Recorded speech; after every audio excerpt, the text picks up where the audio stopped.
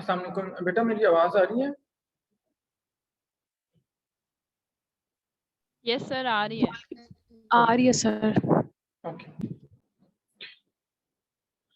बिस्मिल्लाहिर्रहमानिर्रहीम। Okay ji, so let's start with the lecture. ठीक हो गया। अच्छा, page number is 57। Page number is 57। So there is this case study, जो topic अभी हमने लास्ट डिस्कस किया था, जहाँ तक उससे रिलेट करती हैं, और उस केस स्टडी को हमने डिस्कस करना है, हमने सॉल्व करना है। ठीक है जी। तो मैं जनाब आपके सामने, आपके पास बुक में दी भी हुई है, मैं आपके साथ उसको बताता हूँ कि क्या है case study actually, what is it all about, और फिर आपने कुछ क्वेश्चंस दिए हुए हैं, उनके आंसर करने की कोशिश करनी है। ठीक है जी। सो केस स्टडी है 2.1, पेज नंबर जैसे मैंने बताया 57, cyclic infertility with weight loss and gain. ठीक है। सो क्या है जी, after 4 years of experiencing amenorrhea, Tonya seeks medical care to help her become pregnant. She is convinced that her lack of menstrual periods is the cause of her infertility. Tonya's height is 5 feet 5 inches.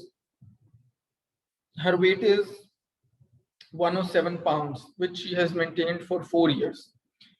Within brackets says she previously weighed 121 pounds. Her FSH and LH levels are both abnormally low, and she is not ovulating. When the importance and methods of weight gain are explained to her, Tonya agrees to gain some weight. After she regains 7 pounds, her LH level is normal, but her FSH level is still low, and the luteal phase of her cycles is abnormally short. When her weight reaches 119 pounds, Tonya's LH and FSH levels, ovulation and menstrual cycles are normal. So then they have given you 5 different questions. अच्छा, सबसे पहले तो always remember, जब भी आपने case study आपको अगर कोई दी जाए और उसको आपने अंडरस्टैंड करना हो, उसको सॉल्व करना हो, तो उसके लिए सबसे पहले तो इम्पोर्टेंट ये है कि आप जो उसके अंदर की पॉइंट्स हैं उसको अंडरलाइन करते जाएं या उसको हाईलाइट करते जाएं, जो भी पेन है या हाईलाइटर है आपके पास, ठीक है, उसके अकॉर्डिंगली। और सो दैट जब आप केस स्टडी में जैसे आगे आगे जाते हैं तो आपको पीछे जब आप देखें तो आपको पता हो कि ओके, क्या चीज जो है वो यहाँ पे दी हुई थी, और क्या चीज बेसिकली क्या फिगर्स क्या थे, या जैसे यहाँ पे बॉडी वेट में फ्लक्चुएशंस हैं वो दी हुई हैं। तो अगर आप बार बार बैक एंड फोर्थ जाएंगे तो वो जाहिर है आपको याद नहीं रहेगी। जब आप पॉइंट्स हाईलाइट कर लेंगे, या आप एग्जाम में बैठे केस स्टडी सॉल्व कर रहे हैं, तो मे बी आपके पास इतना टाइम ना हो कि आप बार बार जाके पीछे वो फैक्ट्स को देख सकें। तो वंस आप उनको हाईलाइट कर लेंगे तो आपके लिए फिर बड़ा इजी हो जाएगा, आप आसानी के साथ उसको याद रख सकेंगे। ठीक है। तो अब केस स्टडी आपके सामने है, क्वेश्चंस जो दिए हुए हैं वन बाय वन हम एक एक करके क्वेश्चन को देखेंगे।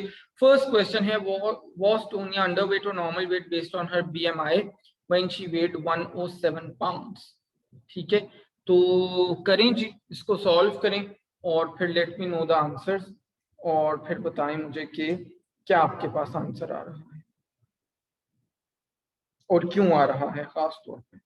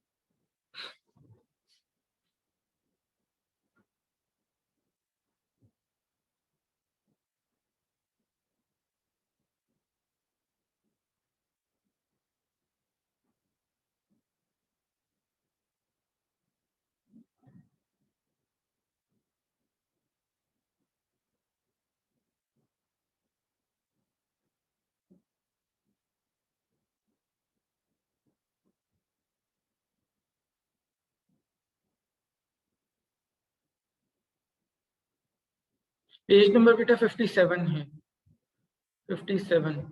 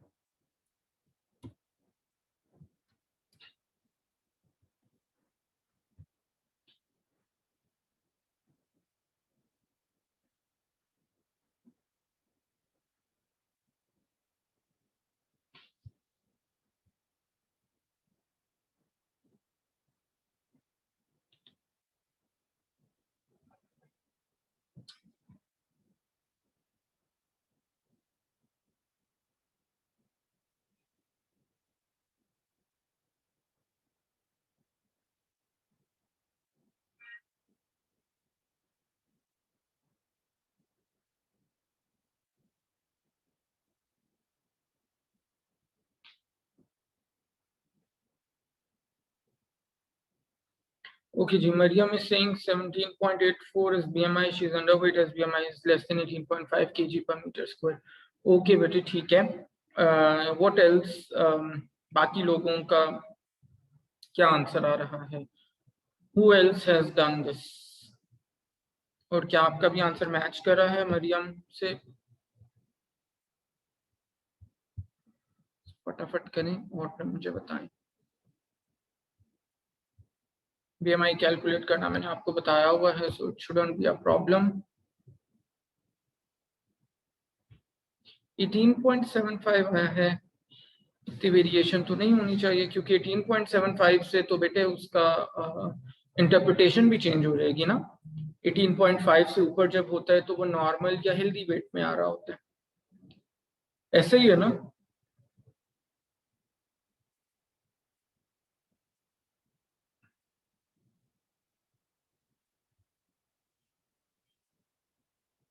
चले बाकी लोग भी करें, मैं फिर बताता हूँ।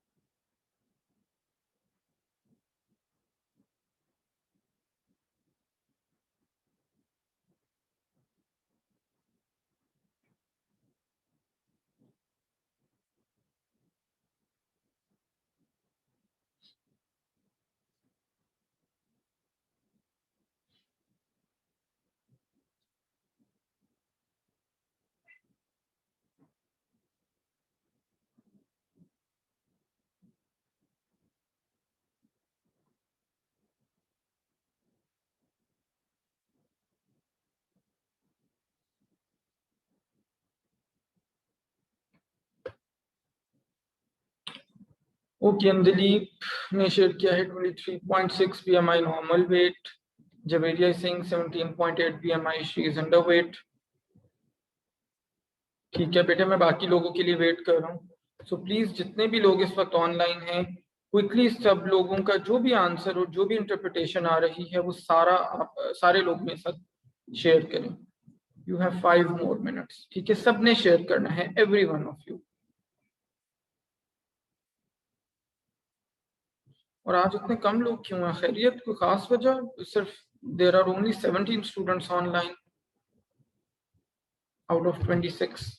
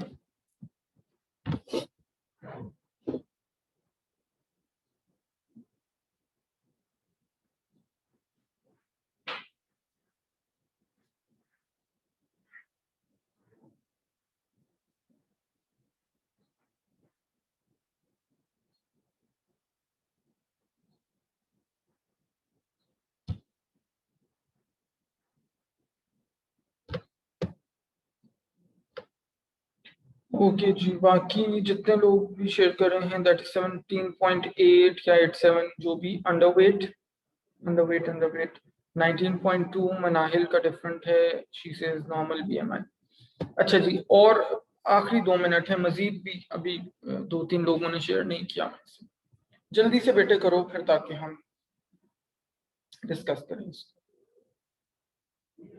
Be quick.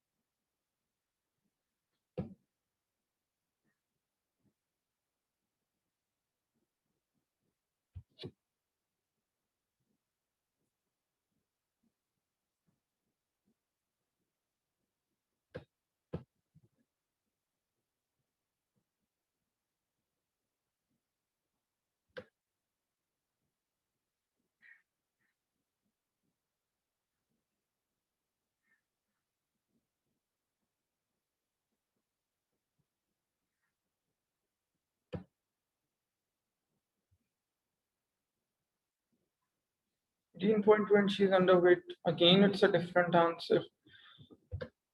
Okay, first of all, Manahil, आप बेटे अपना शेयर करो कैलकुलेशंस आपने कैसे किया है, जल्दी से। अब मैं जिसका नाम ले रहा हूँ जल्दी जल्दी शेयर करें।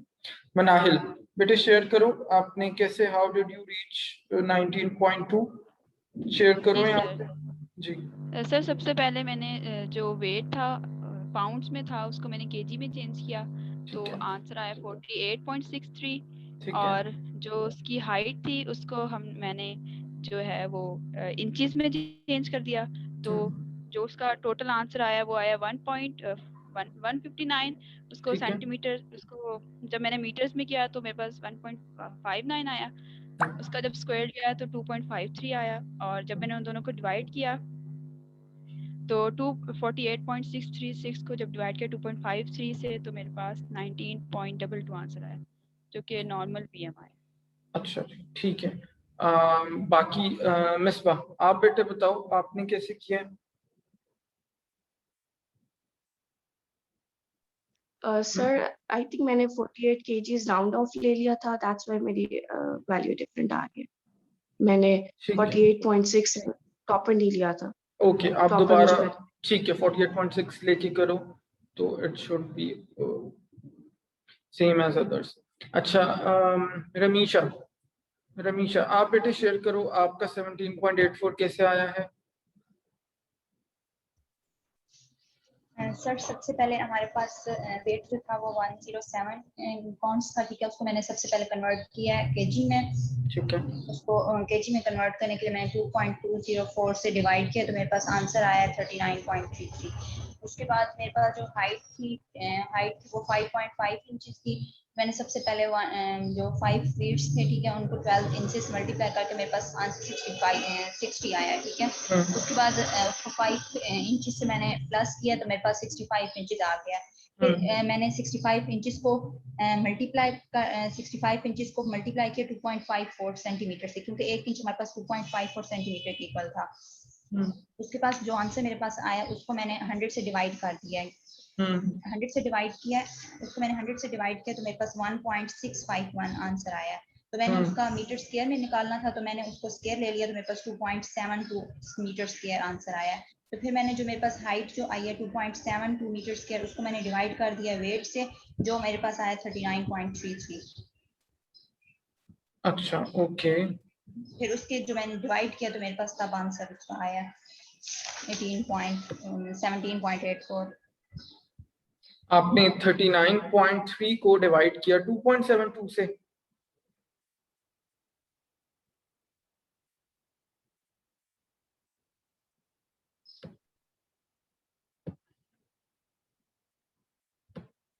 रमीशा,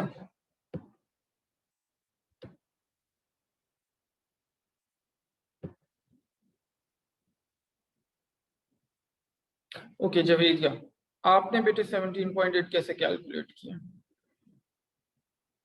जवेरिया, यस सर, सबसे पहले हमने केजीज को पाउंड्स को केजीज में कन्वर्ट किया, ठीक तो है, उससे मेरा आंसर 48.5343 आया।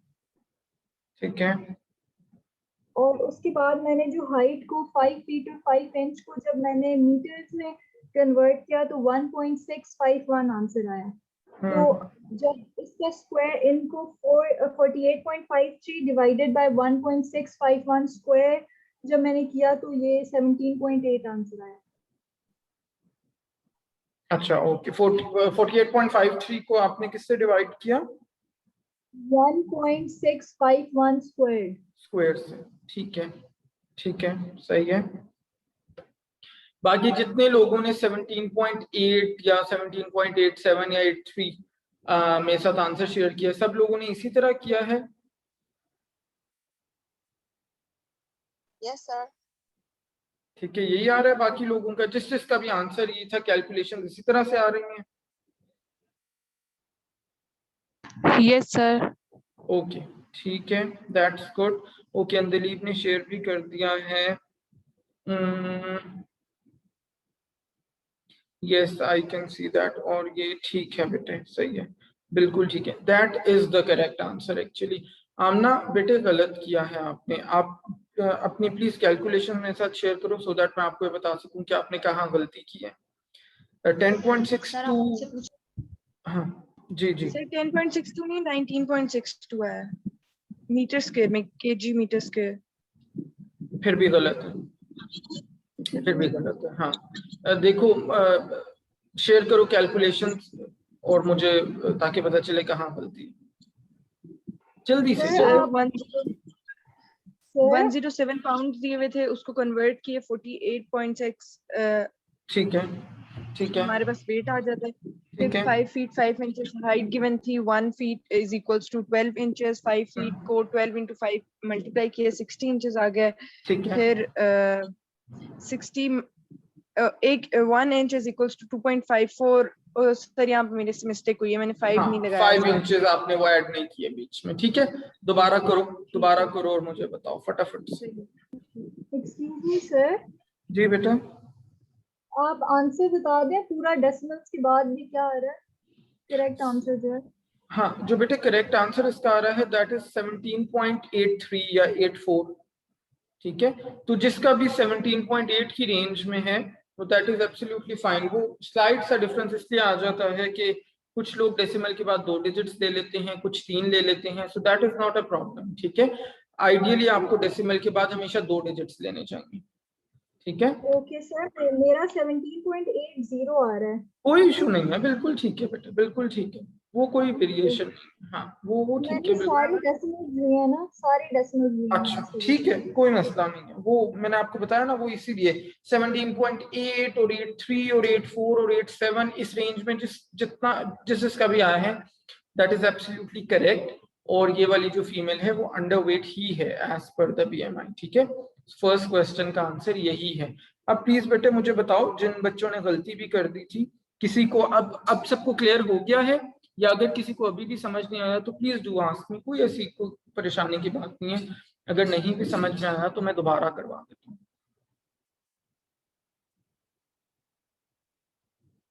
कोई भी ऐसा स्टूडेंट है, बेशक you can tell me in private chat, अगर आपको नहीं समझ में आया बीएमआई कैसे कैलकुलेट करते हैं, या इस केस में हमने पर्टिकुलरली कैसे कैलकुलेट किया, तो you can let me know. मैं आपको दोबारा एक बार बता देता हूँ। अगर किसी को नहीं समझ आया। चलो, आई बिलीव सबको आ गया है होपफुली। किसी ने मुझे नहीं मैसेज किया। अच्छा, क्वेश्चन नंबर 2 है बेटे। सो अगेन आप सबने अपना अपना रिस्पॉन्स इंडिविजुअली मुझे बताना है। Can you determine Tonia's body fat content based on her BMI? Can you determine Tonia's body fat content based on her BMI? तो क्या रिस्पॉन्स होगा? रिस्पॉन्स भी देना है और उसकी लॉजिक भी, रीजन भी देनी है आपने कि क्यों ऐसा आप कह रहे हो, जो भी आप कह रहे हो।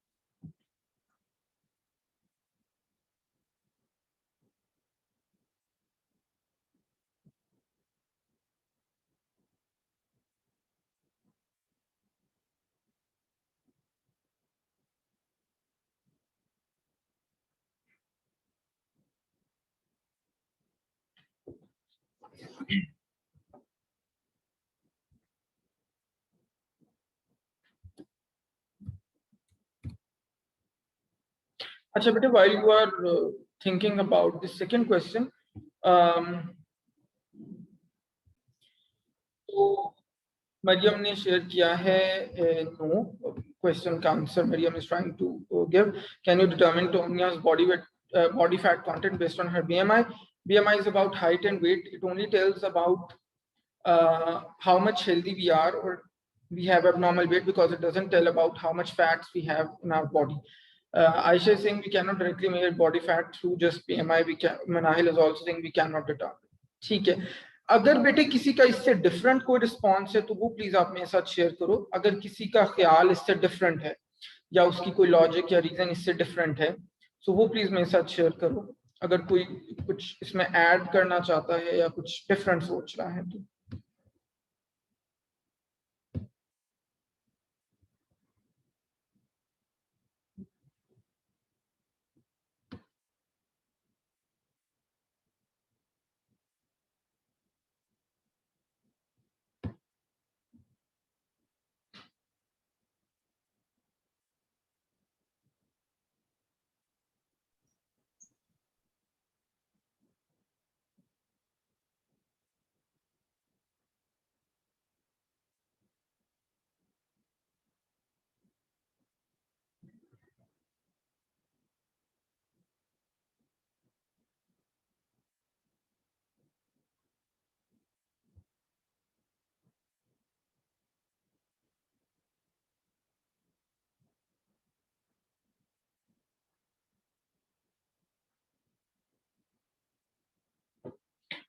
Okay, BMI is not perfect measure because it is not directly assessed body fat, it's a rough estimate.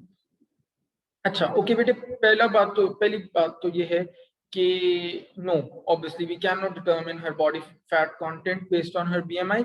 लेकिन ऐसा कहना बेटे ठीक नहीं है कि it's not a perfect measure. देखो, कोई भी मेजर परफेक्ट नहीं है। आप कोई भी चीज जब करते हो ना तो उसके कोई भी, अभी तो जाहिर आपने सिर्फ एक आधी चीज पढ़ी है, इंशाल्लाह प्रॉपर्ली नेक्स्ट सेमेस्टर में आपका कोर्स है न्यूट्रिशन असेसमेंट का, तो उसमें फिर जाहिर आप ये सारी चीजें पढ़ोगे डिटेल से। सो कोई भी मेथड जब आप करते हो ना अप्लाई किसी बॉडी मेजरमेंट्स के लिए, तो उसके अपने बेनिफिट्स हैं और उसके अपने ड्रॉबैक्स हैं। So no single method is a perfect method. That is why हम उसमें रिकमेंड करते हैं कि आपको हमेशा combination of different methods use करने चाहिए। तो ऐसा कहना थोड़ा सा गलत हो जाएगा कि it is not a perfect method, no method is actually a perfect method. ठीक है, हाँ, ये इसका सिंपल सा लॉजिक ये है कि because BMI only takes into account the weight of an individual and the height of an individual, so that is why we cannot determine the body fat percentage of any individual based on the BMI. ठीक है, so उसकी base पे हम नहीं कर सकते। फिर हमें कैसे पता चलता है बॉडी फैट परसेंटेज? उसके लिए हमारे पास डिफरेंट मेथड्स होते हैं. For example one good method is, one common method is body composition analysis, BCA हम उसको कहते हैं, बॉडी कॉम्पोजिशन एनालिसिस. और बॉडी कॉम्पोजिशन एनालाइजर एक इक्विपमेंट होता है, एक इंस्ट्रूमेंट होता है जिसकी हेल्प से हम एक इंडिविजुअल की बॉडी कॉम्पोजिशन डिटरमिन करते हैं. उससे फिर हमें पता चल जाता है कि जी फैट परसेंटेज कितना है. इवन जो बहुत सोफिस्टिकेटेड आजकल BCAs आ रहे हैं, बॉडी कॉम्पोजिशन एनालाइजर्स आ रहे हैं, उनसे हमें ये तक पता चल जाता है कि किस कंपार्टमेंट ऑफ बॉडी में कितना फैट परसेंटेज है.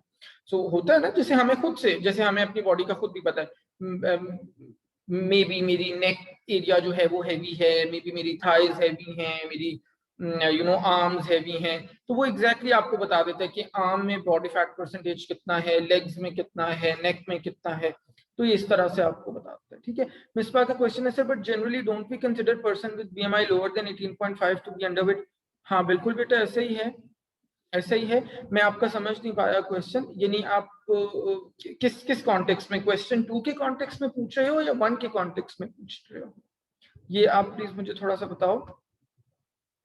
आपने जो कहा है वो बिल्कुल अच्छा, ठीक है, ओके, ठीक है. अच्छा जी,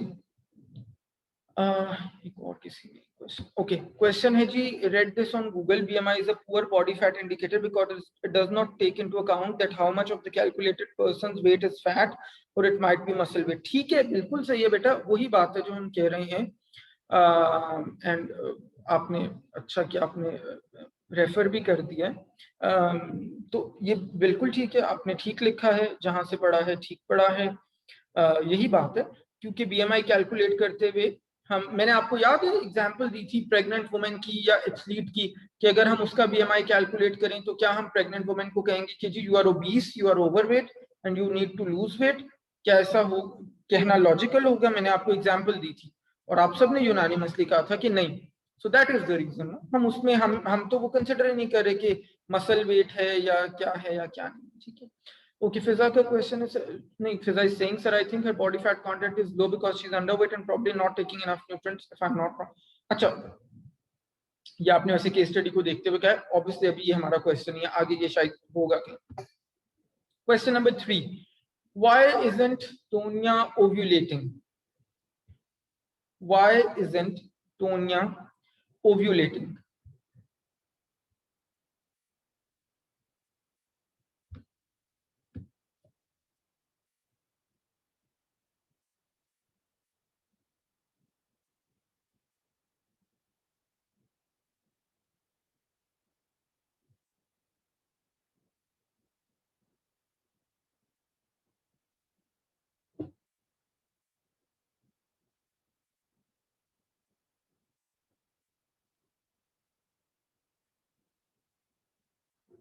Okay, keep rising because her FSH and LH levels are abnormally low.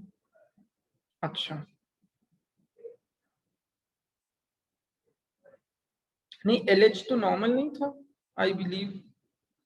अच्छा नहीं, बाद में हुआ. ठीक है, ठीक है, ठीक है, ठीक है, सही है. As per the case study दोनों ही लो हैं. ठीक है. Her LH levels are too low because of hormonal imbalance. Okay, maybe due to hormonal imbalance of FSH, LH or estrogen. ठीक है. Being underweight reduces a woman's fertility by causing hormonal imbalances that affect ovulation. Actually, this is the most precise answer. सबने ठीक बताया, बिल्कुल ठीक बताया. जैसे ताजवर ने कहा, that is correct. That is so correct. Being underweight reduces a woman's fertility by causing hormonal imbalances that affect ovulation. So सबसे precise answer आप simply आप ये इसके अंदर बता सकते हो. Okay, further low levels of FSH and LH which are required on peak for ovulation 14 day of reproductive cycle. ठीक है, बिल्कुल सही है ये भी. Due to low levels of FSH, ovum doesn't mature. बिल्कुल सही, because she's underweight and her hormones are imbalanced. This affects ovulation. ठीक है, बिल्कुल सही है बेटा. That's right. So all of you are right. अच्छा, question number 4 here. What likely happened to Tonya's average estrogen levels when her weight decreased from 121 to 107 pounds? क्या हुआ था उसकी estrogen levels को?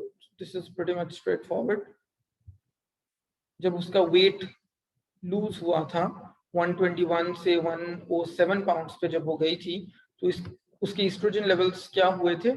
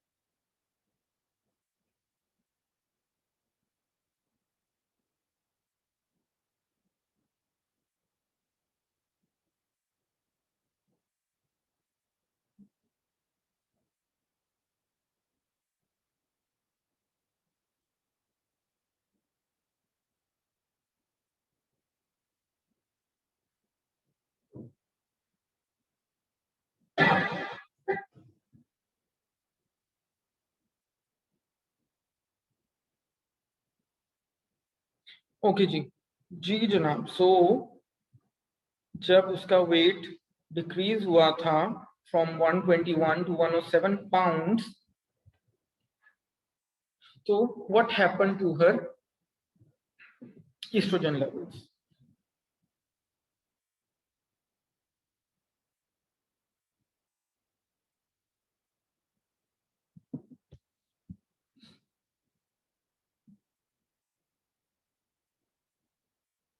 नहीं, हम सिंपल बेटे, ठीक है आप सही कह रहे हो, she loses weight and her hormones are imbalance which are low, ठीक है, बस सिंपल हम पूछे ईस्ट्रोजन लेवल्स को क्या हुआ था, लो, हाँ लो, बस सिंपल, इसका सिंपल आंसर है लो, डिक्रीज, दैट इज राइट।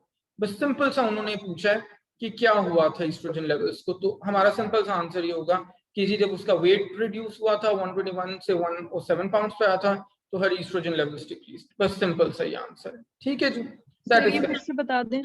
अच्छा बेटे, बस सिंपल इसका आंसर ये है कि when her body weight decreased from 121 pounds to 107 pounds, her estrogen levels decreased.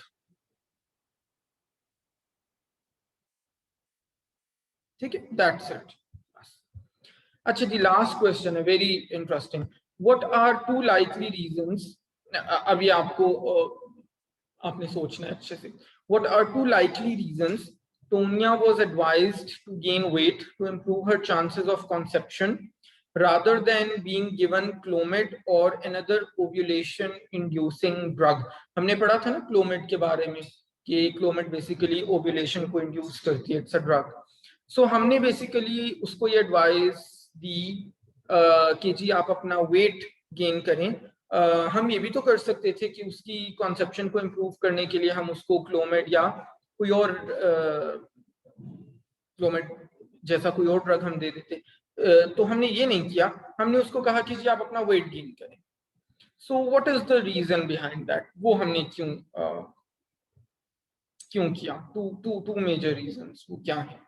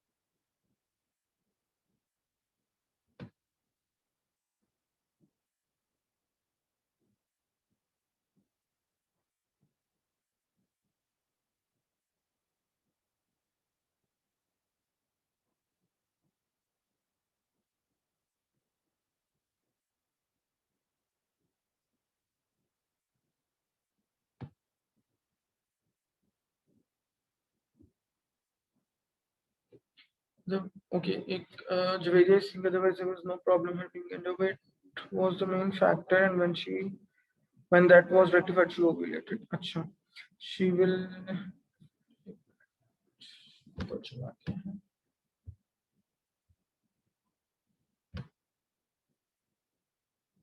She will have to gain weight even for having induced ovulation caused by induced drugs because she's underweight. Okay, because Clomid only promotes ovulation, but Tonya's FSH was also very low, which due to which follicles were not produced. हमने healthy choice ली, weight gain करना according to height and age. If she gain height, नहीं weight आपने लिखना होगा, वो conception हो सकती थी. Drugs are not non-healthy choice. Generally does not improve fertility until weight is gained normal BMI. Okay, drugs are unhealthy for her.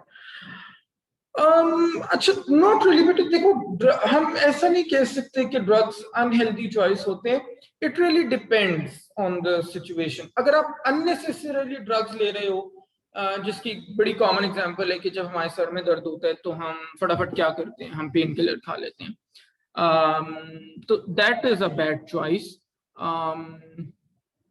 लेकिन अगर आप अपने एक आपको जेन्युइन मेडिकल इशू है, एक मेडिकल कंडीशन है और उसके लिए आप कोई ड्रग ले रहे हो, तो then that is not a problem. वो उसको आप ये नहीं कह सकते कि वो अनहेल्दी चॉइस है। ओव्यूलेशन इंड्यूस कराने के लिए जो ड्रग लेते हैं वो कोई अनहेल्दी चॉइस नहीं होती, ठीक है, वो आप ये नहीं कह सकते कि वो अनहेल्दी चॉइस है, because Clomid drug effects on oestrogen levels. अच्छा ठीक है, एनी अदर? मैं एक आधा और चीज ढूंढने की कोशिश कर रहा हूँ।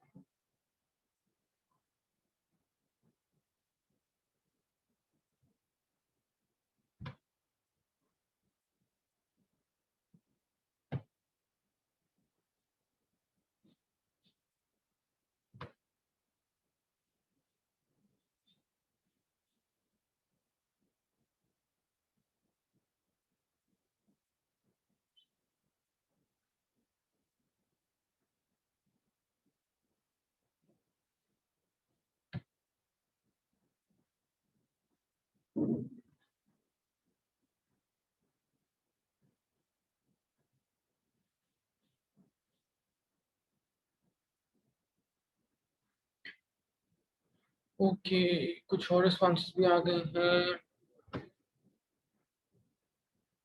Common drugs ovulation, artificial estrogen, but might not be a longer solution as she has other hormonal imbalances, because many infants born to underweight women receive too much therapy and small as compared to normal infants. Okay, hormonal precursors are fat molecules. Generally, Clomid will be a short-term treatment, but weight gaining is preferable for fertility gain.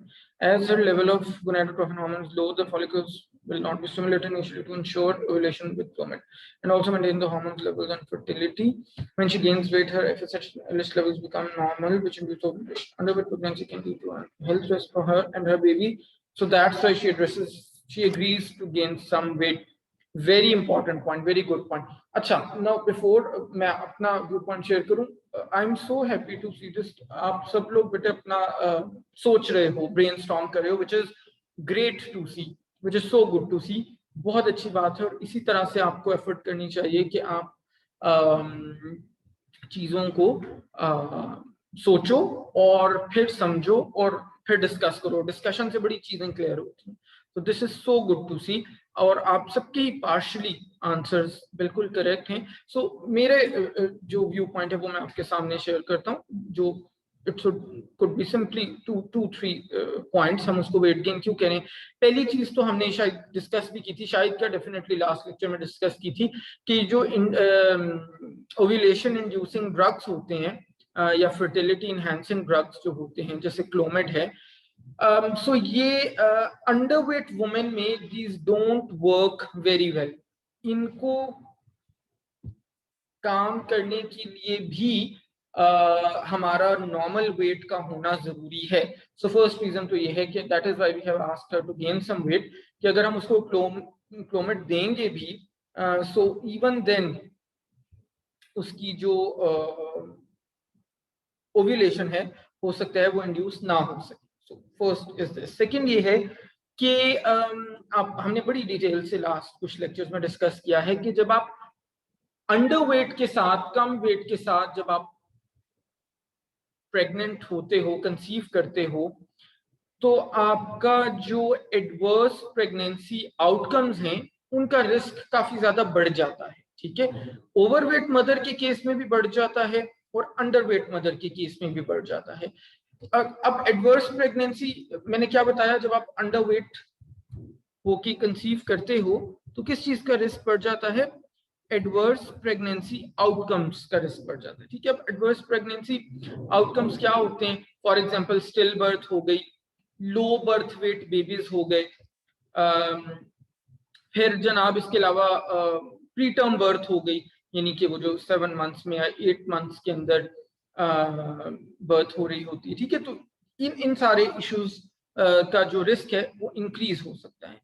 And may be third I would say कि क्योंकि इस case में हमने देखा कि wait related amenorrhoea भी है, इस क्लाइंट को, इस पेशेंट को एमिनोरिया है। सो एमिनोरिया को रेक्टिफाई करने के लिए भी अगर वो वेट रिलेटेड एमिनोरिया है, एमिनोरिया बहुत से रीजंस की वजह से हो सकता है ना, हमने पढ़ी भी थी बड़ी डिटेल से।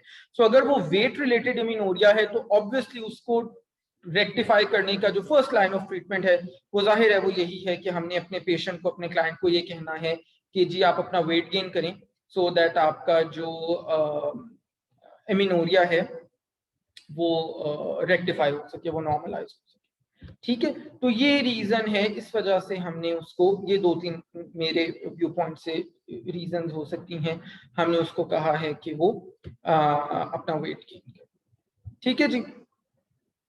तो this concludes our case study. अच्छा, अब ऐसा करते हैं कि let us take a break for 15 minutes. 15 minute के बाद दोबारा आते हैं और फिर अपना लेक्चर कंटिन्यू करते हैं। Okay ji, so we are back बेटे। पेज नंबर है 60, page number is 60। Nutrition during the peri conceptual period, nutrition during the peri conceptional period, peri conceptional, ठीक है। Page number is 60। तो पेरी कॉन्सेप्शनल पीरियड कौन सा period होता है, कौन सा टाइम होता है? That is the time around which conception takes place, और उसको हम मेजर करते हैं डिफरेंट डेफिनेशंस के अकॉर्डिंगली। एक उसकी डेफिनेशन ये है कि 1 month before conception and it continues 3 months after the delivery. 1 month before conception and it continues up to 3 months after delivery, ठीक है। इसको हम पेरी कॉन्सेप्शनल पीरियड या पेरी कॉन्सेप्शनल टाइम कहते हैं, ठीक है। और ऑब्वियसली ये बड़ा क्रूशल टाइम है। अगर हम न्यूट्रिशन के पॉइंट ऑफ व्यू से बात करें, बहुत सारे ऐसे न्यूट्रिएंट्स हैं जिनका अच्छा इंटेक इस टाइम के अंदर होना इंश्योर करेगा कि हेल्दी प्रेगनेंसी होगी, उस प्रेगनेंसी के आउटकम्स हेल्दी होने के चांसेस बहुत बढ़ जाते हैं, एडवर्स प्रेगनेंसी आउटकम्स के चांसेस डिक्रीज कर जाते हैं, वुमेन की जो हेल्थ है, जो मदर की हेल्थ है, वो इंप्रूव होने के चांसेस बढ़ जाते हैं। ये सब कब होगा? ये तब होगा जब हेल्दी ईटिंग होगी, हेल्दी न्यूट्रिशनल स्टेटस होगा वुमेन का, ठीक है। अच्छा, अब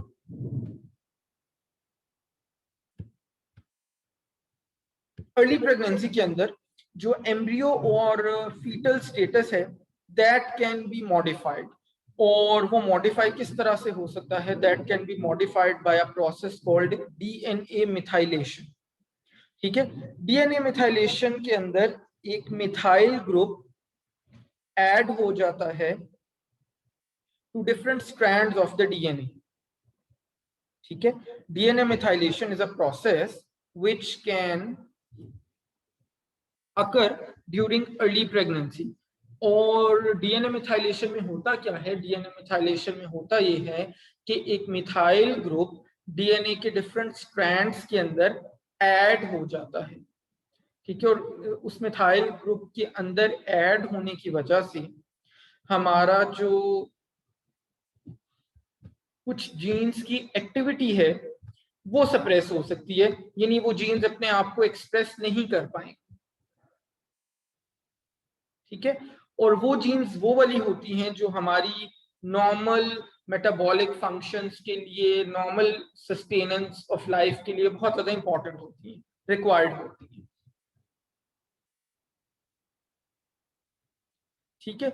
सो ये जो डीएनए मिथाइलेशन का प्रोसेस है, ये अगर अर्ली प्रेगनेंसी में हो जाए तो फिर दैट मीन्स कि जो न्यू बॉर्न है उसके अंदर बहुत सारी एबनॉर्मैलिटीज आपको नजर आ सकती हैं, आपकी जो मेटाबॉलिक प्रोग्रामिंग है वो डिस्टर्ब हो सकती है, ठीक है। अब ये डीएनए मिथाइलेशन क्यों होती है, क्या इसकी कॉजेज हो सकती हैं? बेसिकली इसकी मल्टीपल कॉजेज होती हैं और बहुत सारी उसमें से रिलेटेड टू डाइट या रिलेटेड टू न्यूट्रिशन भी हैं. For example low energy intakes during the peri conceptional period, ठीक है, due to food restriction, weight loss, eating disorders. वो जो हम बात कर रहे थे ना कि वो जो बच्चियां शादी से right before they are into crash dieting और वो अपनी डाइट को बिल्कुल खत्म कर लेती हैं, कैलोरिक इंटेक बिल्कुल कम हो जाता है just because they want to lose weight and they want to come into a particular shape, और वो भी बड़ा within a span of 2, 3, 4, 5 months. तो that could be one major reason. फिर सेकंड ये है कि अगर ड्यूरिंग प्रेगनेंसी आप विटामिन ए का इनटेक बहुत ज्यादा करते हैं फ्रॉम सप्लीमेंट्स और ड्रग्स,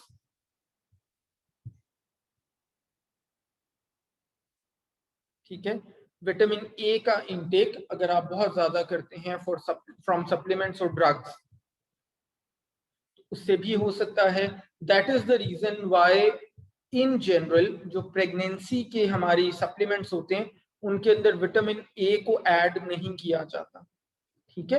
प्रेगनेंसी की जैसे मल्टीविटामिन होते हैं ना, तो प्रेगनेंसी आप कोई भी मल्टीविटामिन उठा के देखते हैं तो उसके अंदर विटामिन ए एडेड होता है. तो जनरली जो प्रेगनेंसी के स्पेसिफिक मल्टीविटामिन होते हैं उसके अंदर विटामिन ए एडेड नहीं होता, ठीक है. या अगर एडेड होता है तो वो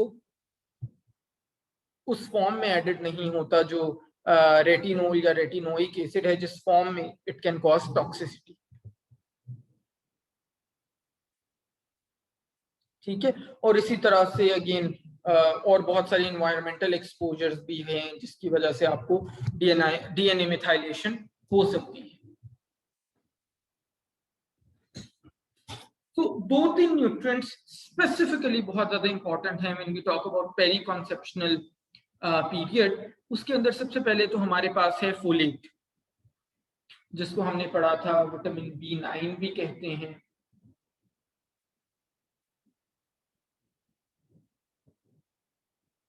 अगर हमारा फोलेट का इनएडिक्वेट लेवल होता है at the time of conception, it leads to NTDs. NTDs कहते हैं neural tube defects. Neural tube defects. अच्छा, मैंने बेटे बताया, रिपीट कर देता हूं, मैंने बताया कि कुछ ऐसे न्यूट्रिएंट्स हैं जो पेरी कॉन्सेप्शनल पीरियड के अंदर which play a very very important role. और वो कौन से न्यूट्रिएंट्स हैं वो अभी हम डिस्कस करने लगे. उनमें से सबसे पहला है फोलेट. फोलेट या जिसको विटामिन B9 हम कहते हैं, ठीक है. सो फोलेट का अगर इनएडिक्वेट इंटेक होता है पेरी कॉन्सेप्शनल पीरियड के अंदर, तो it can lead to NTDs. NTDs कहते हैं न्यूरल ट्यूब डिफेक्ट्स को, ठीक है, न्यूरल ट्यूब. और जो सबसे कॉमन NTDs में बहुत तरह के NTDs होते हैं, लेकिन जो सबसे कॉमन NTD होता है that is known as spina bifida. और ये मैंने आपको लास्ट लेक्चर में बताया था कि it's a defect in which our spinal cord of the newborn is not formed properly. NTD क्या name है? Spina bifida. SPINA. Spina bifida. BIFIDA. Spina bifida. Okay sir. ठीक है. और NTDs they are generally developed between 3rd and 4th week of conception. और बहुत सारी बेटे females को पता भी नहीं होता 3rd और 4th वीक तक, 1st मंथ तक, कि दे आर प्रेग्नेंट. और उस वक्त तक जस्ट इमेजिन कि जो न्यू बॉर्न है उसका NTDs डेवलप हो भी चुके हैं, ठीक है. So that is why folate is absolutely essential during periconceptional period. So जैसे ही as soon as a woman gets to her reproductive age years, उसको फोलेट लेना शुरू कर देना चाहिए. या if not तो at least ये करना चाहिए कि as soon as a female gets married तो उसको अपना फोलेट इंटेक स्टार्ट कर देना चाहिए.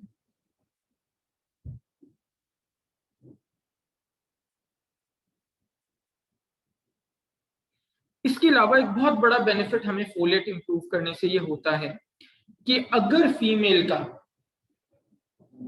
फोलेट लेवल्स एडिक्वेट हों तो SGA का रिस्क जो है वो काफी ज्यादा डिक्रीज हो जाता है। SGA stand for small for gestational as, small for gestational as. Gestation हम कहते हैं प्रेगनेंसी को, यानी कि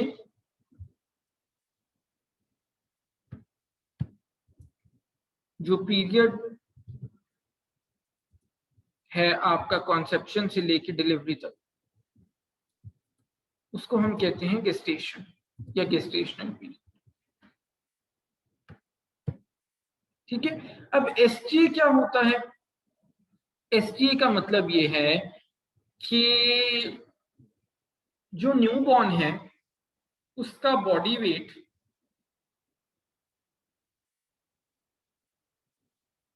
that is less than 90% newborns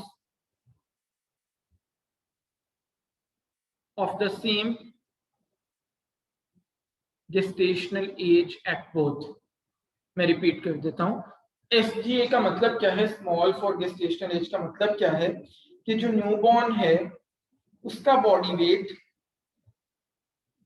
that is less than 90% of newborns of the same gestational age at birth। यानी कि late से 100 बच्चे अगर पैदा हुए तो से फॉर एग्जांपल अगर उनमें से 90 बच्चों का बॉडी वेट है 6 पाउंड, से फॉर एग्जांपल 6 पाउंड,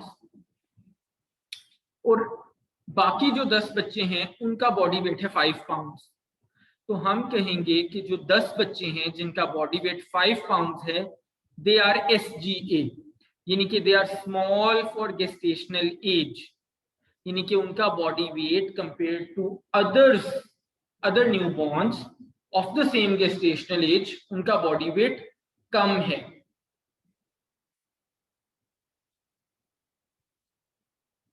ठीक है, तो एक ये हमें बड़ा बेनिफिट हो जाता है फोलेट लेवल्स इंप्रूव करने से। अच्छा, अब इसमें इंपॉर्टेंट चीज ये है, हाँ ये नहीं स्मॉल फॉर गेस्टेशनल एज अच्छी बात नहीं है ना बेटे।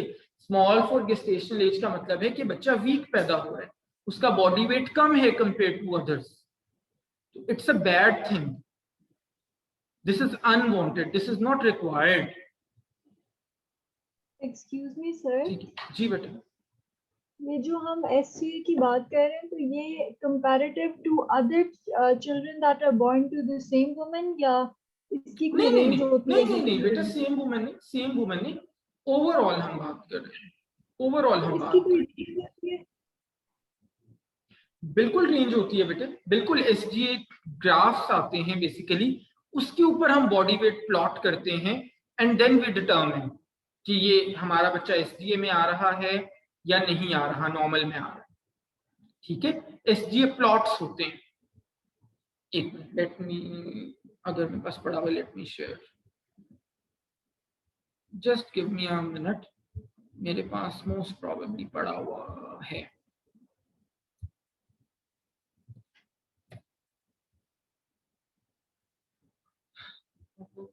चाइल्ड होना चाहिए, हाँ, दैट इज देयर। ओके, अब मैं एक्चुअली आपको डिटेल नहीं देना चाह रहा था इसकी, बट मे भी आपका थोड़ा सा कॉन्सेप्ट बेहतर हो जाए। ये बेटे, दिस इज ये इस पे हम प्लॉट करते हैं। सो नीचे अगर आप देखो एक्स एक्सिस पे आपको वीक्स नजर आ रहे हैं, weeks of gestation, pre term है, टर्म है या पोस्ट टर्म है, और वाई एक्सिस पे आपको बॉडी वेट नजर आ रहा है ग्राम्स में।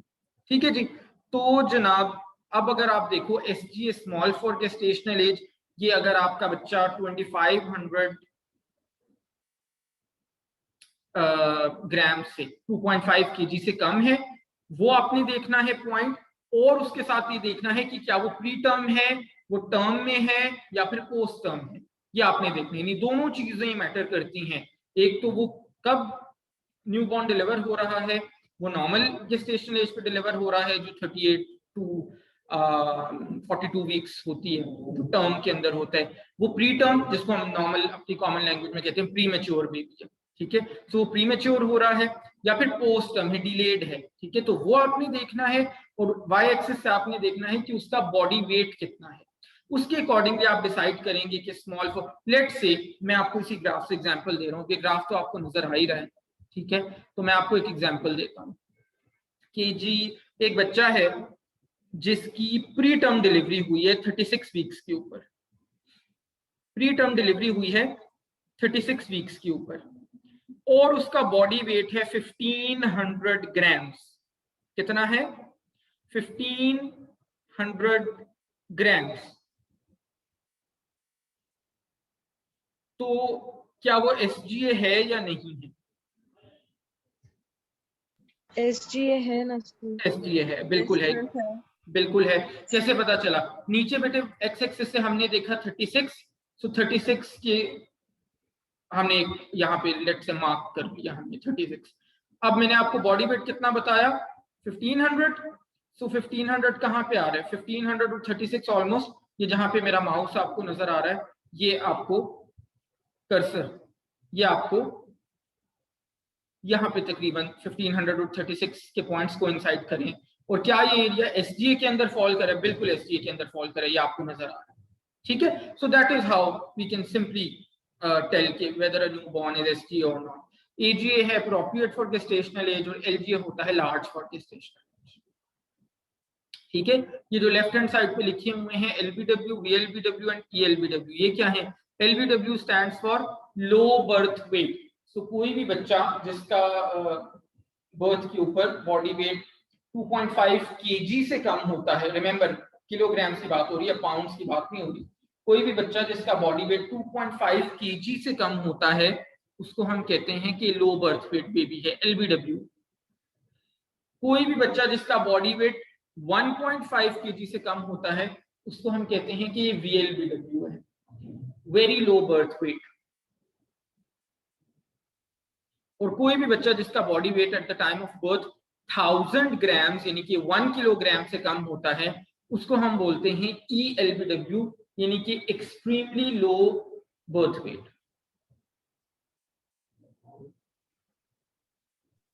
सर ये जो 10% और 90% मेंशन है, ये क्या है?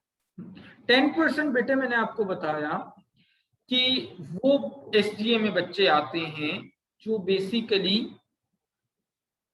बाकी 90% बच्चों से जिनका बॉडी वेट कम होता है as per their respective gestational age, ठीक है। यानी ये वो 10% बच्चे हैं जिनको हम बाकी 90% बच्चों से कंपेयर कर रहे होते हैं, ठीक है।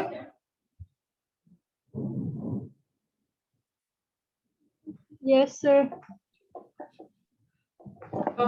न्यूबॉर्न का सर ये नहीं सर, फिर इस रेट को इम्प्रूव कैसे कर सकते हैं? हाँ देखो बेटे, दो बातें हैं ना ईशा इसके अंदर। पहली चीज तो ये है कि हमने हर हाल में कोशिश ये करनी है कि हम अपनी डाइट के थ्रू, लाइफस्टाइल के थ्रू मदर की हेल्थ को इम्प्रूव करने के लिए हम उसका body weight peri conceptional period में अप्रोप्रिएट रखें।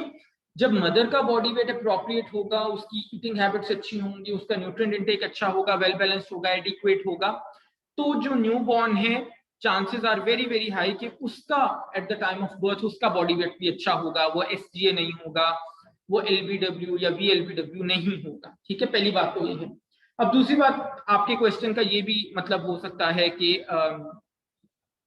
अब अगर हो गया है बच्चा LBW या SGA तो अब क्या हो सकता है? उसके अंदर फिर बेटे ये है कि special attention needs to be given. अब ये फिर इट रियली डिपेंड्स कि कुछ तो बच्चे ऐसे होते हैं जो बेचारे अगर बहुत प्री टर्म पैदा हो जाए और VLBW हो तो उनकी तो अनफॉर्चुनेटली बहुत सारे बच्चों की खुदा ना खास्ता डेथ्स भी हो जाती हैं। बाकी अगर टर्म के ऊपर पैदा हुआ है, नॉर्मल एज के ऊपर पैदा हुआ है, गेस्टेशनल एज के ऊपर, और वो LBW है, तो LBW बच्चों को तो हम आसानी से उनकी जो इनटेक है उसको हम मैनेज करते हैं, जो डाइट है उसको मैनेज करते हैं, यानी कि डाइट उनकी क्या मैनेज होगी, ऑब्वियसली एक्सक्लूसिव ब्रेस्ट फीडिंग हमारी फर्स्ट ऑप्शन होती है। तो अगर ब्रेस्ट फीड पे ना हो तो उनको हम मेक श्योर करते हैं कि फॉर्मूला फीड अच्छे से दे रहे हों, वो सारी चीजें। हम उनको आईवी के थ्रू इंट्रावीनस फीडिंग भी करवा सकते हैं अगर VLBW very low birth wait बच्चे हों। तो आपने कई बार सुना होगा कि जी बेबी इज बॉर्न लेकिन उसको नर्सरी में रखा हुआ है या उसको NICU में रखा हुआ है, जो नियोनेटल इंटेंसिव केयर यूनिट होता है, ठीक है। तो वहां पे इसीलिए रखने का मकसद होता है कि उसकी बर्थ वेट को हम थोड़ा सा इम्प्रूव कर पाए और फिर हम उसको करें डिस्चार्ज, ठीक है। तो that is what we can do. LGA होना कैसे, LGA is also but not very much recommended, ठीक है, not very much recommended। LGA का मतलब ये है कि फिर हो सकता है बच्चे को other type of adverse health effects उसके हो सकते हैं।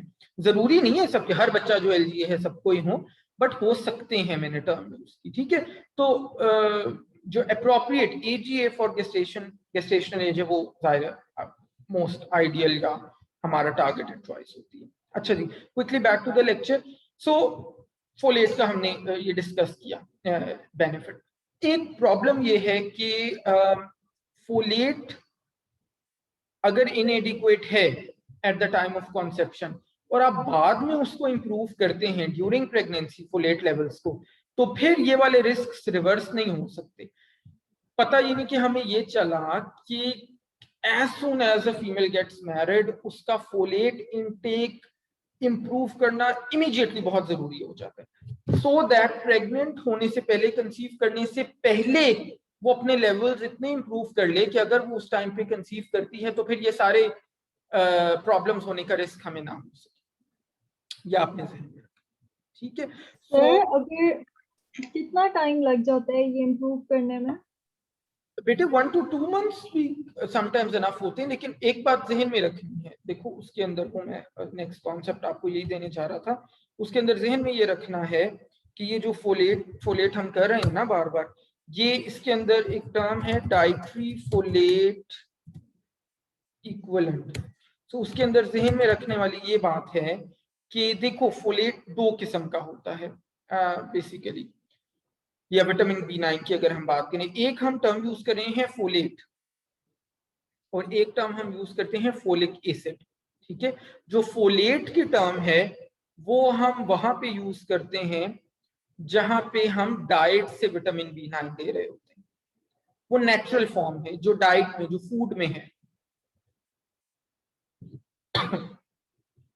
उसको हम फोलेट कहते हैं। और दूसरी टर्म हम यूज करते हैं फोलिक एसिड, ठीक है, folic acid. Folic acid is the synthetic form और वो हमें सप्लीमेंट से आती है। अब प्रॉब्लम ये है कि जो बायोअवेलेबिलिटी है फोलिक एसिड की, यानी जो फॉर्म हम सप्लीमेंट से लेते हैं वो ज्यादा है, और जो फोलेट की बायोअवेलेबिलिटी है यानी कि वो फॉर्म जो हम फूड से, डाइट से लेते हैं वो कम है। कहने का मतलब ये है कि पेरी कॉन्सेप्शनल पीरियड में फोलिक एसिड की सप्लीमेंटेशन जरूरी है। वी कांट जस्ट से कि हम अपनी डाइट के अंदर फोलेट सोर्सेज इंक्लूड कर लेंगे और उससे हमारी फोलेट लेवल्स इंप्रूव हो जाएंगे, ठीक है। फोलेट के वैसे डाइट में जो सोर्सेज होते हैं, ग्रीन लीफी वेजिटेबल्स हो गई, किडनी बीन्स हो गए, चिकपीस हो गई, ऑर्गन मीट्स हो गए जैसे कि लिवर, ठीक है, ये हो गए। तो ये सारे बड़े अच्छे सोर्सेज हैं। लेकिन इसके अंदर एक और भी चीज अब ध्यान में रखनी है, लिवर को ड्यूरिंग प्रेगनेंसी हम हमेशा अवॉइड करवाते हैं। क्यों अवॉइड कराते हैं? अगर आप विटामिन ए याद करो, रिकॉल करो, तो हमने देखा था विटामिन ए का एक बहुत रिच सोर्स लिवर का है, ठीक है। तो लिवर जब आप ड्यूरिंग प्रेगनेंसी अगर बहुत ज्यादा लें तो विटामिन ए की टॉक्सिसिटी हो सकती है, जो भी हमने थोड़ी देर पहले भी पढ़ा। मैंने आपको बताया कि नॉर्मली प्रेगनेंसी वाले सप्लीमेंट्स में विटामिन ए एडेड नहीं होता, ठीक है। तो इसलिए फूड से या डाइट से, ठीक है, आपको डेफिनेटली इंप्रूव करना चाहिए, fresh fruits, vegetables, green leafy vegetables, जो मैं आपको बता रहा हूँ सोर्सेज, ये आपको डेफिनेटली इंप्रूव करने चाहिए। लेकिन इसके साथ साथ आपको फोलिक एसिड सप्लीमेंटेशन बहरहाल हर हाल में लेनी पड़ती है। ठीक है। टर्म मैंने इस्तेमाल की dietary folate equivalent, DFE, dietary folate equivalent. इसका मतलब ये है कि जब हम फूड से, क्योंकि दोनों की बायोअवेलेबिलिटी डिफरेंट है ना, जो हम फोलिक एसिड जो हम सप्लीमेंट से ले रहे हैं और जो फोलेट फूड से ले रहे हैं, दोनों की बायोअवेलेबिलिटी डिफरेंट है ना। मैंने अभी बताया फोलिक एसिड की बायोअवेलेबिलिटी ज्यादा है और फोलेट की बायोअवेलेबिलिटी कम है। तो DFE का मतलब क्या है? DFE में डाइट्री फोलेट इक्विवेलेंट में हम ये देखते हैं कि कितना हम फूड से फोलेट लें तो वो सप्लीमेंट के फोलिक एसिड के कितने बराबर है, कितने इक्विवेलेंट है, और वो रिलेशनशिप मैंने आपके सामने रखा। 1 DFE जब हम कहते हैं ना तो उसका मतलब है 1 माइक्रोग्राम ऑफ फूड फोलेट या फिर 0.6 microgram of folic acid.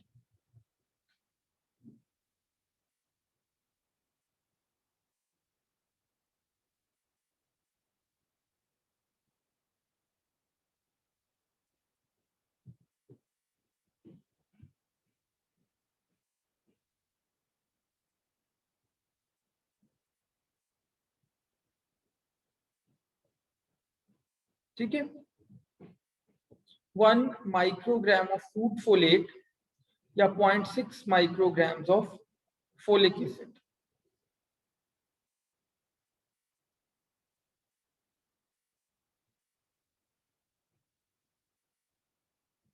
Sir ऐसे तो फिर हम फूड फोलेट से ज्यादा जल्दी कर सकते हैं ना? नहीं ना बेटा, इम्प्रूव।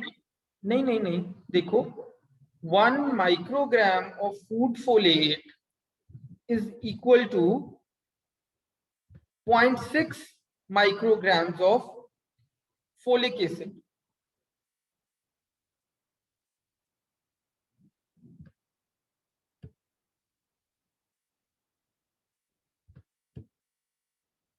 ठीक है, विच मीन्स कि फूड का 1 माइक्रोग्राम है तो that is equivalent to 0.6 microgram of folic acid. So बड़ा यूनिट कौन सा हुआ?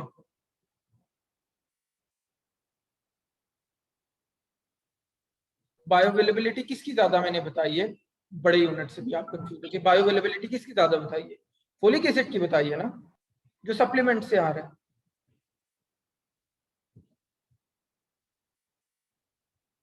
सर ये समझ नहीं आ रही, आप एक दफा दोबारा से बताएंगे? बेटे देखो सर, मैंने जी जी 1 DFE जब हम बोलते हैं तो यानी 1 माइक्रोग्राम ऑफ फूड फोलेट वो इक्वल होता है 0.6 माइक्रोग्राम्स ऑफ फोलिक एसिड के। बिल्कुल सही है, बिल्कुल ऐसा ही है। ठीक है सर। यस सर, समझ आ गई है। ठीक है, अब हुआ है क्लियर? Yes sir. ठीक है, अच्छा, और मैंने आपको ये भी बताया था कि हम कितना रिकमेंड करते हैं फोलिक एसिड? 400 माइक्रोग्राम्स। सो पेरी कॉन्सेप्शनल पीरियड में कितना फोलिक एसिड रिकमेंडेड है? 400 माइक्रोग्राम्स डेली।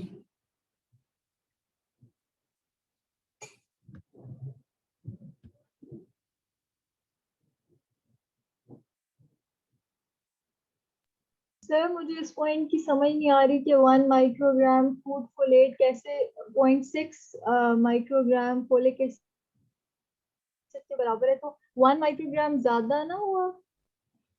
बेटे देखो बायोअवेलेबिलिटी का डिफरेंस है ना, किससे ज्यादा एब्जॉर्ब, किससे ज्यादा अवेलेबल है एब्जॉर्बेबल फॉर्म में, वो मैंने आपको बताया फोलिक एसिड से ज्यादा अवेलेबल है। सो हम जितना हाँ जितना भी हम फूड से कंज्यूम कर लें उसकी अवेलेबिलिटी हमें एब्जॉर्ब नहीं हो रहा उतना। ठीक है ना?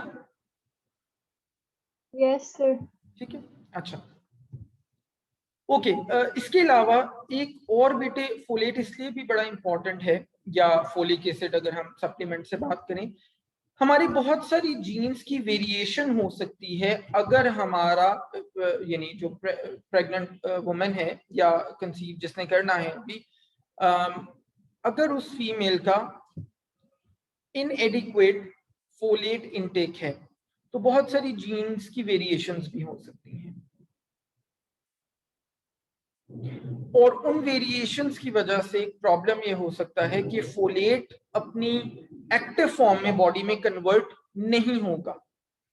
फोलेट बॉडी में जाके अपनी एक्टिव फॉर्म में कन्वर्ट नहीं होगा।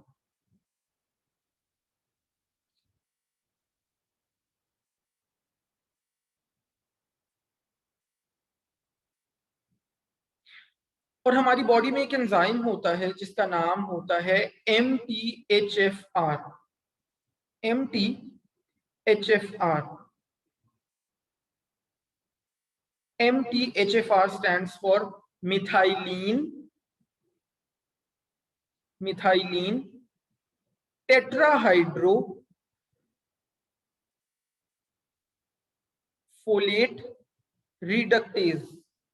methylene tetrahydrofolate reductase। तो ये एंजाइम बेसिकली क्या करता है, जो सर्कुलेटिंग फोलेट होता है ना हमारी बॉडी में, उसको प्रोड्यूस करता है।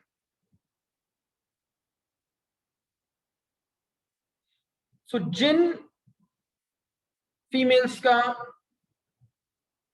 इनएडिक्वेट फोलेट लेवल्स होते हैं, उनके अंदर ये कन्वर्जन या ये जो प्रोडक्शन है सर्कुलेटिंग फोलेट की, वो नहीं होती प्रॉपर्ली।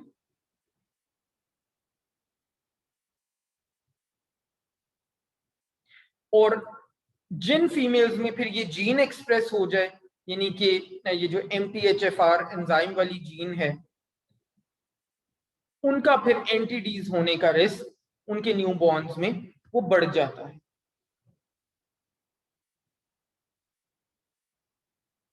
ठीक है, मैंने क्या बताया, मैंने बताया कि जिन फीमेल्स में ये जीन एक्सप्रेस हो जाए, कौन सी जीन, विच कैरीज MTHFR, उनके अंदर एंटीडीज होने का रिस्क फिर बढ़ जाता है।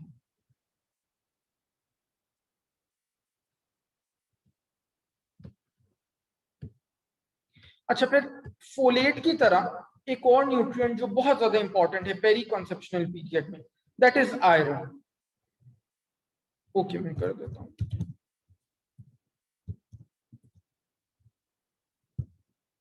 थाइलिन टेट्राहाइड्रोफोलेट, क्या मैंने टाइप कर दिया, ठीक है। अच्छा, सो फोलेट, और फिर दूसरा जो न्यूट्रिएंट बहुत ज्यादा वाइटल है पेरी कॉन्सेप्शनल पीरियड में, दैट इज आयरन।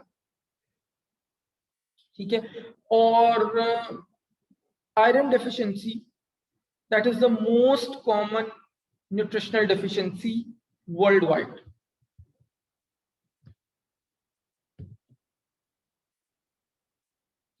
अब जब कंसीव करने वाली मदर का आयरन डेफिशिएंसी होती है और उस आयरन डेफिशिएंसी के साथ वो कंसीव करती हैं, तो जो न्यू बॉर्न होता है, इसका मतलब है कि उसके आयरन स्टोर्स भी लो होंगे।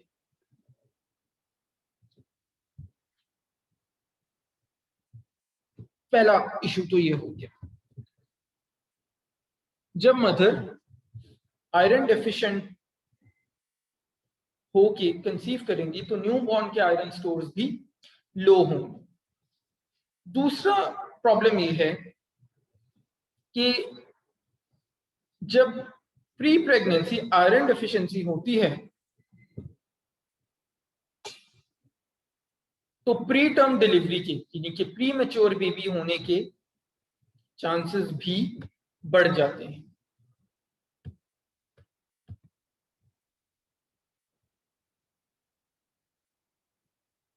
और आपको पता है जो बच्चे प्री मैच्योर होते हैं, जो प्री टर्म होते हैं, उनको रिस्क काफी ज्यादा होते हैं। उनके भी ऑर्गन समटाइम्स पूरी तरह मैच्योर नहीं हुए होते, पूरी तरह डिलीवर, वो पूरी तरह मैच्योर होने से पहले वो डिलीवर हो जाते हैं। ठीक है,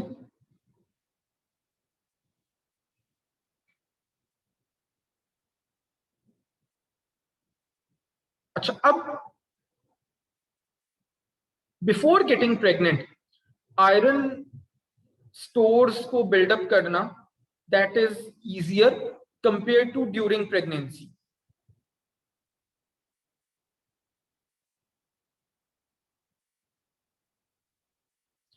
और हमने स्टडीज में देखा है, रिसर्चेस में देखा है कि जो फीमेल्स कंसीव करने से पहले आयरन इंटेक इंक्रीज कर लेती हैं उनको ज्यादा बेनिफिट्स होते हैं कंपेयर टू दोज वुमेन जो कंसीव करने के बाद आयरन इंटेक इंक्रीज करती हैं।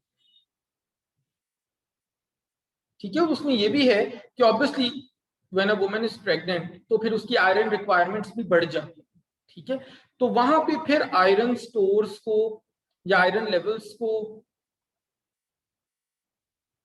रेक्टिफाई करना that becomes difficult.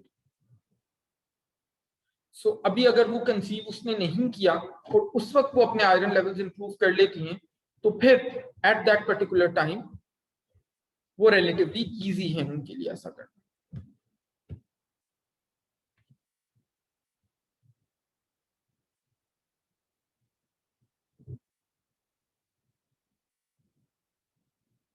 So iron status improve करने के लिए आप क्या कर सकते हैं? एक तो आप आयरन सप्लीमेंट मॉडेस्ट डोज के अंदर लेना स्टार्ट कर सकते हैं। मॉडेस्ट डोज का मतलब है कि बहुत एक्सटेंसिव सप्लीमेंटेशन आपने नहीं करनी कि बहुत ज्यादा आप आयरन लेना शुरू करते हैं सप्लीमेंटल फॉर्म में।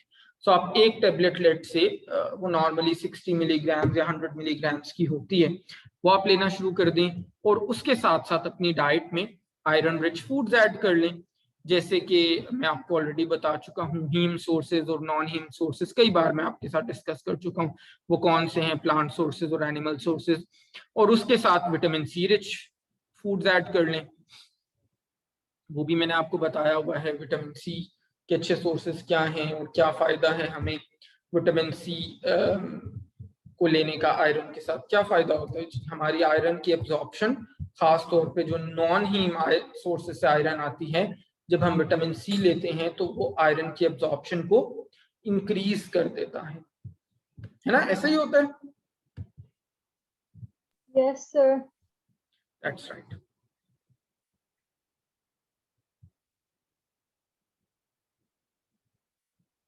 और जो आयरन की रिक्वायरमेंट है ड्यूरिंग प्रेगनेंसी वो फिर आप आसानी से फुलफिल कर सकते हैं।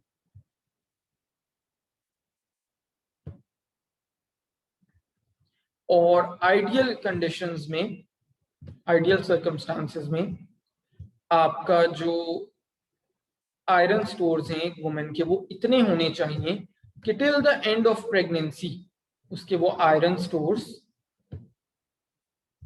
एम्पल रहें, एनफ रहें थ्रू आउट द प्रेगनेंसी।